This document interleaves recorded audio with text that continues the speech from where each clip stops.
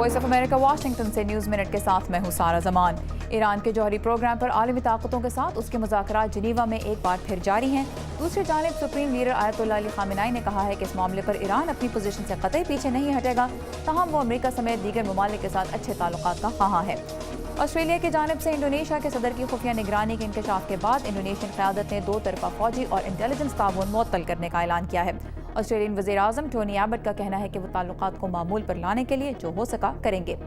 Baghdad کے شیعہ اکثریتی علاقوں میں آج متعدد کار بم دھماکوں میں کم از کم 24 افراد ہلاک اور 67 زخمی ہو گئے۔ اقوام متحدہ کے مطابق اس سال پرتشدد واقعات میں تقریباً 7,500 عراقی ہلاک ہو چکے ہیں۔ اور جاپان کا 43واں سالانہ ٹوکیو موٹر شو ایک بار پھر لا رہا ہے نئی اور مستقبل کی شاندار گاڑیاں۔ موٹر شو کے دروازے ہفتے کے روز عام لوگوں کے لیے کھولے جائیں گے۔ یہ تھا VOA نیوز منٹ۔ خبروں کی تفصیلات urduvoa.com پر۔